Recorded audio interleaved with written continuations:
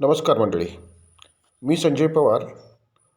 आपल्या दिव्य ऊर्जा ज्योतिषीय प्रबोधन ह्या चॅनेलवरती तुम्हा सर्वांचं सहर्ष स्वागत. ओम नमो आदेश. नमस्कार मंडळी, मी संजय पवार. आपण पाहतात दिव्य ऊर्जा ज्योतिष प्रबोधन. मंडळी, नेहमीप्रमाणे या व्हिडिओत देखील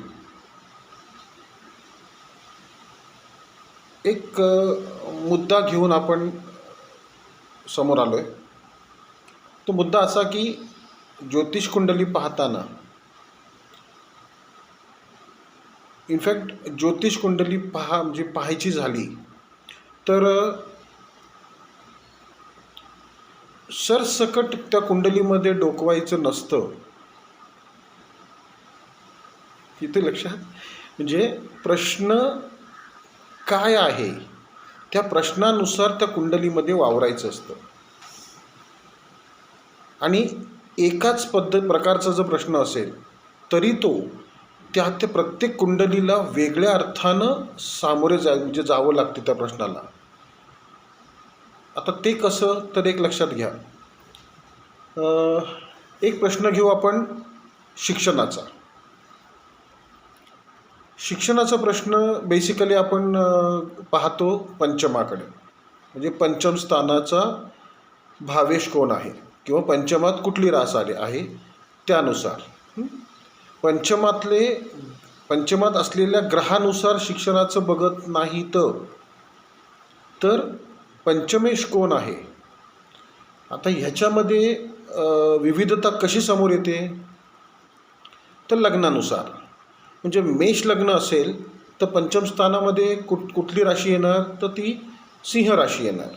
म्हणजे त्या कुंडलीला पंचम स्थानातील विषयाला हाताळण्याची जबाबदारी कोणाची असेल त्या कुंडलीसाठी, पंचम स्थानातील विषयाला हाताळण्याची जबाबदारी ती रवी ग्रहाकडे असेल.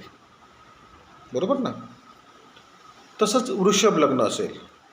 आता वृषभ लग्न असेल तर तिथे पंचम स्थानामध्ये कन्या रास येणार. असंच लग्नानुसार आता मिथुन लग्न असेल तर तिथे शुक्र येणार, म्हणजे तुळ राशी येणार. येतं लक्षात.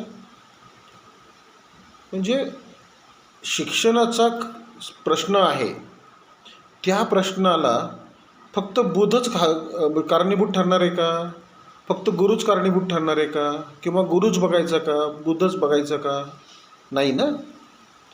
प्रत्येक कुंडलीच्या लग्नानुसार पंचमेश कोण होतो हे महत्त्वाचं ठरतं. आणि हे जे काही पसरवून ठेवलं आहे ना, बुद्धीचा कारक बुध, उत्साहाचा कारक किंवा काय ते म्हणतात त्याला, हिरिरीने काम करणारा, अगदी बेछूटपणे बेलगाम काम करणारा कोणतं मंगळ, नकारात्मक दृष्टीने काम करणारा, कुटील कामं करणारा कोण राहू, आणि आळसयुक्त कामं करणारा कोण तो शनी. हे सगळं थोडक्यात त्याला आपण अवडंबर रचून ठेवलेलं आहे. प्रत्येक ग्रहाला, मंडळी एक लक्षात घ्या, प्रत्येक ग्रहाला भरपूर गुणधर्म आहेत. जसं गुरु, समजा गुरुला आपण गुरु म्हणतो का हा व्यवस्थापकी, म्हणजे व्यवस्थापन नीट सांभाळणारा ग्रह आहे. बरोबर आहे. म्हणूनच त्याचा संदर्भ किंवा लिंक ही आपल्या शरीरामध्ये असलेल्या पोटाशी जोडलेली आहे, मणिपुरी चक्राशी जोडलेली आहे. कारण आपल्या शरीराचं संपूर्ण व्यवस्थापन कुठून होतं, तर पोटातून होतं की नाही. मणिपुरी चक्रातून हे सगळं व्यवस्थापन होत असतं. मग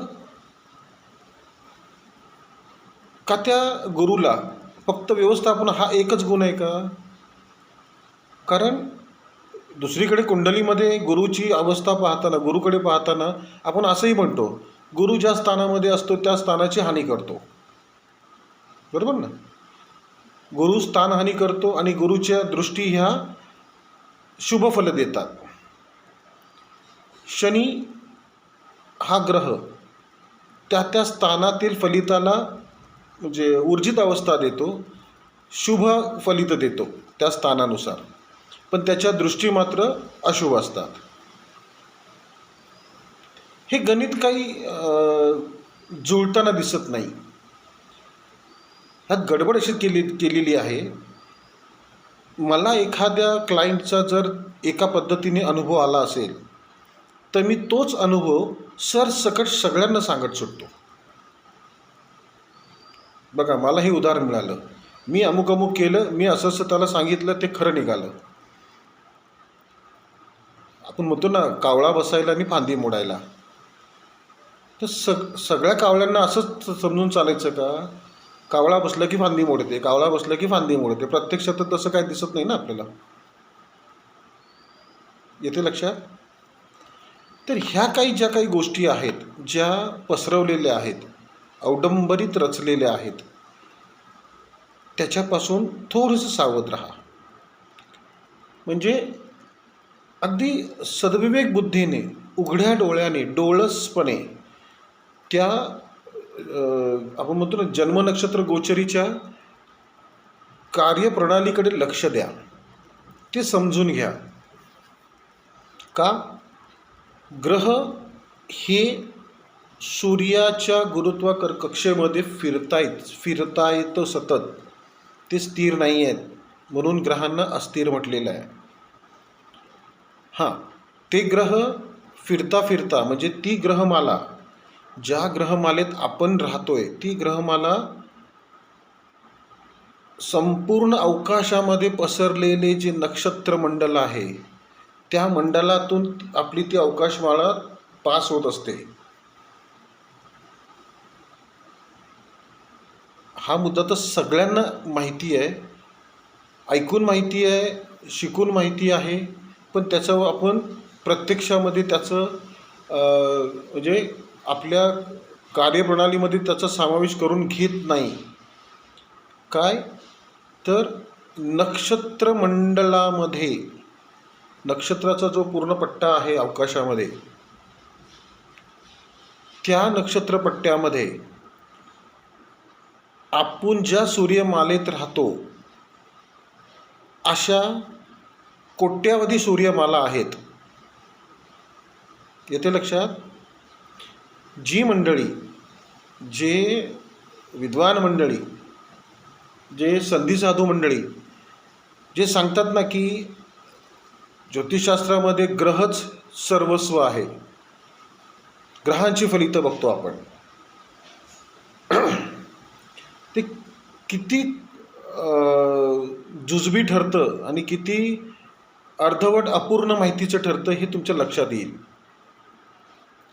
म्हणजे लक्षात घ्या, आपल्याला डोळ्यांनी ग्रह दिसत नाहीत, पण नक्षत्र मात्र दिसतात अवकाशामध्ये. आकाशामध्ये नक्षत्र दिसतात की नाही? मग नक्षत्रांची व्याप्ती किती मोठी असेल? ग्रह दिसतात का? कधी कधी आपण म्हणतो ना, ऐकतो की पूर्वेकडे तुम्हाला एक छोटासा तारा दिसेल, तो शुक्र आहे. तो चंद्राच्या बाजूने शुक्र दिसेल. चंद्र मोठा दिसत असतो, समजा एक रुपया म्हणजे चालू चलनातल्या रुपयासारखा चंद्र दिसत असेल, पण त्याच्यासोबत शुक्र देखील दिसतोय आपल्याला. तो शुक्र केवढा दिसतो? अगदी एखादा ठिपका असतो. म्हणजेच पृथ्वीभोवती चंद्र फिरतोय आणि शुक्र कुठेतरी मागे आहे ना. त्या फक्त लाईनमध्ये आल्यामुळे आपण तो शुक्राचा ठिपका दिसत असतो आपल्याला. कारण पृथ्वी देखील फिरते, त्याच्यावर चंद्र देखील फिरतोय आणि तारामंडल देखील फिरतेच आहे. तर ती जी गती आहे ती कुठेतरी समान गतीमध्ये, समान अँगलमध्ये आपल्याला ते दिसतं. आणि तेच गणितीशास्त्र आहे ज्योतिष म्हणजे.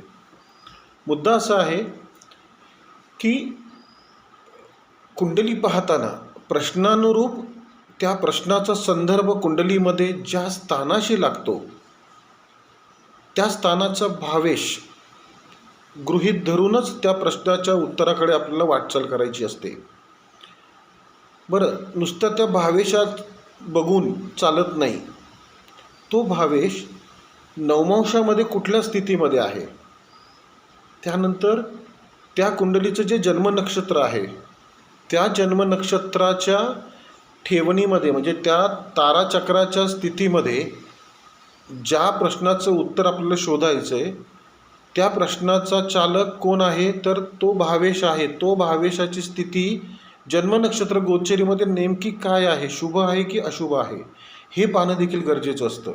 आणि तेच प्रामुख्याने मूळ असतं, महत्त्वाचं असतं, गरजेचं असतं त्याच्याकडे पाहणं.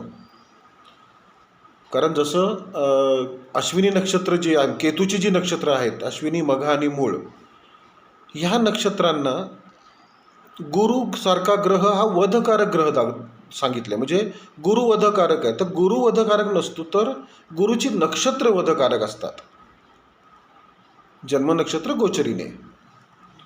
बरीच लोक मलाही सांगतात की तुम्ही ज्या पद्धतीने जन्मनक्षत्र गोचर म्हणताय ती फक्त मुहूर्त काढण्यासाठी किंवा प्रवासाला जाण्यासाठी वगैरे वगैरे फक्त पाहतात. पण वास्तविक पाहता ज्यावेळेस आपण आपल्या दैनंदिन आयुष्यामध्ये त्याचं ज्यावेळेस आपण संदर्भ घेतो दैनंदिन पातळीवरती, त्यावेळेस जसं आपलं जन्मनक्षत्र गोचरीने सांगितलेलं आहे, म्हणजे दर्शवलेलं आहे की समजा केतूच्या नक्षत्रांना रवी विपत्तिकारक, म्हणजे रवीची नक्षत्र विपत्तिकारक ठरतात, मंगळाची नक्षत्र प्रत्यरी ठरतात आणि गुरुची नक्षत्र ही वधकारक ठरतात. त्या रवीच्या नक्षत्राचं सानिध्य चंद्रासोबत आलं, नक्षत्र नाही तर चंद्रासोबत ज्या दिवशी रवी, मंगळ किंवा गुरुची नक्षत्र त्या नक्षत्रामध्ये चंद्र असेल तो दिवस थोडासा आपल्याला त्रासदायकच जातो किंवा अपयशी ठरतो. म्हणजे त्रासाचा ठरतो, अगदी म्हणजे निरुत्साही, अपयश येणारं, आळस आणणारा असा तो दिवस ठरतो. हा अनुभव प्रत्येकाने घेता येतो. त्या संदर्भातले माझ्या फेसबुक पेजवरती मी बऱ्याचदा ते फोटो काढून पाठवलेले आहेत कॅलेंडरवरती मार्किंग करून घेण्यासाठी म्हणून. आणि त्याचा अनुभव बऱ्याच लोक आता सातत्याने घेत आहेत. इनफॅक्ट जन्मनक्षत्र गोचर ही जी पद्धत आहे कॅलेंडर मेंटेन करायची ती खूप सदुपयोगी आहे, आपल्याला मार्गदर्शक ठरणारी आहे ती. एकच मूळ मुद्दा हाच आहे की तुम्ही कुंडलीमध्ये वावरताना किंवा एखाद्या कुंडलीतील एका प्रश्नासंदर्भातून उत्तर शोधताना त्या प्रश्नाच्या संबंधित स्थानभावेशाचा विचार करा. त्या स्थानात येणाऱ्या गोचरीने आलेल्या ग्रहांचा विचार करू नका. हां, त्या स्थानातून सध्याच्या ग्रह गोचरीमधले कुठले ग्रह त्या स्थानातून गोचर करतायत त्यांचा परिणाम नक्की तुम्हाला जाणवतो. वर्तमान गोचरीतले त्या स्थानातील ग्रहांचा विचार करा, उत्तम आहे. त्याचसोबत तुमच्या दशा, अंतर्दशा, विदशा ह्या सगळ्या ज्या दशास्थिती आहेत त्या दशास्थितीचे दशास्वामी ह्यांची देखील स्थिती अशीच तुम्हाला पाहायची आहे. उदाहरण घ्यायचं म्हटलं तर समजा केतूच्या नक्षत्राला वधकारक कोण ठरतं, तर गुरु ठरतो, पण राहू त्यांच्यासाठी साधक ठरतो. बरोबर आहे. मग राहूची महादशा असेल त्यावेळेस त्या व्यक्तीला सर्व काही साध्य होतं का, पटापट मिळतं का? नाही. कारण राहूची नक्षत्र त्यांना साध्य असतात, म्हणजे अचीव करून देणारी असतात. राहू नाही, ग्रह नाही.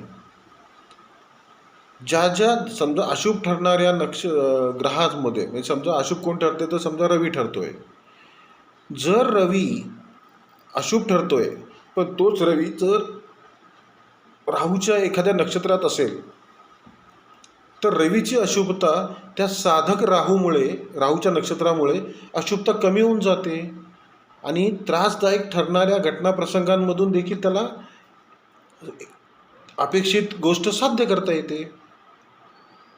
हे छोटे छोटे मुद्दे आहेत, पण ह्या मुद्द्यांचं खूप अवडंबर करून ठेवलेलं आहे आणि ते चुकीच्या पद्धतीने भीतीदायक आणि त्यात आणखीन क्लिष्ट करून ठेवलेलं आहे. आजचंच एक उदाहरण आहे. एका ग्रुपवरती मी एक पोस्ट वाचली होती की 12व्या गुरुला शुभ कार्य करत नाहीत आणि आता त्या व्यक्तीने लग्नासाठी म्हणून, सेकंड मॅरेजसाठी म्हणून एका गुरुजीकडे विचारलं होतं.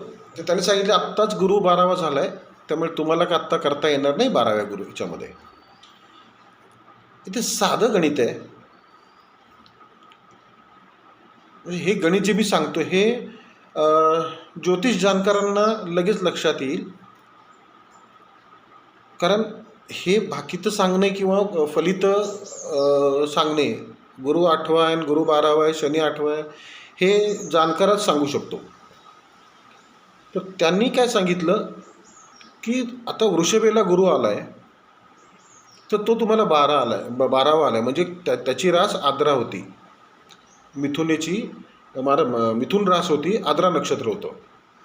आता मिथुनेला गुरु 12वाचा आहे.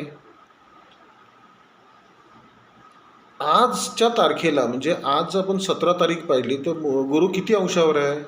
1 अंशावर आहे, 1.5 अंशावर आहे. चला, गुरुची पूर्ण फलित द्यायची क्षमता कधी असते? तर गुरु ज्यावेळेस 14 ते 16 अंशावर असतो त्या पिरियडमध्ये. येते लक्षात? दुसरा गोष्ट, 12वा गुरु कधी होतो? त्याच्या जन्मवेळेमध्ये गुरु किती अंशावर होता? तर मी जी पत्रिका पाहिली होती त्याच्यामध्ये गुरु 11 अंशावर होता, म्हणजे 11 अंशावर होता. मग त्याला 12वा गुरु झाला का वृषभेला गेल्या? नाही ना. त्यांना ते समजावून सांगितलं की हीच न्यूनता आहे, म्हणजे अनुभवामधली किंवा म्हणा किंवा नॉलेजमधली, शिक्षणामधली. आत्ता गुरु 1 ते 1.5 अंशावर आहे, तो त्याच्या ओरिजिनल अंशावरती, मूळ अंशावरती म्हणजे 11 अंशावरती गेल्यानंतर तो 12वा ठरतो. मग ह्या जातकाला तो गुरु 11 अंश ओलांडेपर्यंत 11वाच गुरु असणार की नाही? मग त्याला लग्न कार्य करायला काय हरकत आहे? ह्या छोट्याशा म्हणजे अपूर्ण ज्ञानामुळे त्याला आलेलं चांगलं स्थळ देखील तो हातचं घालून बसणार की नाही? नुकसान कोणाचं होणार आहे? त्यांनी तर सांगून टाकलं, वृषभेला गुरु आहे म्हणजे मिथुनेला 12वा झाला. तो मूर्खासारखं अर्धवट ज्ञान देऊन समोरच्याची वाट लावतात, स्वतःच्या ज्ञानाचे दिंडोरे काढतात आणि सर्वांग सुंदर अशा या ज्योतिषशास्त्राची देखील अवहेलना, म्हणजे अवहेलना करतात. हे सगळं पाहिल्यानंतर, ऐकल्यानंतर, अनुभव घेतल्यानंतर असं थोडंसं व्हिडिओच्या माध्यमातून तुमच्यापर्यंत पोचण्याचा प्रयत्न असतो. कारण झालंय मंडळी असं, लेख जरी लिहिले एवढ्या स्पष्टतेमधून किंवा खऱ्या ज्योतिष्य वास्तवासंदर्भातून, तर ते लेख देखील ॲप्रूव्ह करत नाहीत काही ग्रुप. कारण त्या ग्रुप समूहावरती ज्या पद्धतीने ज्योतिषाचा बाजार मांडलेला आहे, त्या बाजाराला ते सूट होत नाही ना, योग्य ठरत नाही त्यांच्यामध्ये. असो, तर तुम्ही जागृत राहा आणि जे खऱ्या अर्थानं ज्योतिष जे जाणकार आहेत चांगल्या वृत्तीने, त्यांनी देखील हे लक्षात ठेवावं. कुठल्याही कुंडलीच्या प्रश्नामधील उत्तर शोधायचं असेल तर त्या प्रश्नानुसार तो प्रश्न ज्या स्थानाशी निगडीत आहे त्या स्थानाचा भावेश प्रामुख्याने पाहायचा आहे आणि त्या भावेशाच्या 9व्या स्थितीनुसार, भावेशाच्या मूळ जन्मलग्न कुंडलीच्या निर्यन स्पष्टग्रहाच्या अवस्थेनुसार आणि जन्मनक्षत्र गोचरीतील त्याच्या स्थितीनुसार त्या फलिताकडे पाहायचं असतं.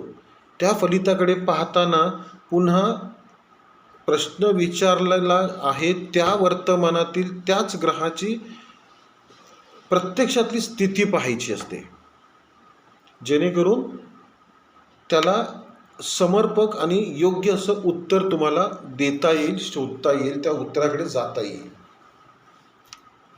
येते लक्षात? विषय आवडला असेल तर आपल्या ह्या व्हिडिओला लाईक करा आणि ह्या चॅनलला सबस्क्राईब करा मंडळी. व्हिडिओ लाईक करा, सबस्क्राईब करा आणि हा व्हिडिओ जास्तीत जास्त शेअर करा. धन्यवाद. नमो आदेश.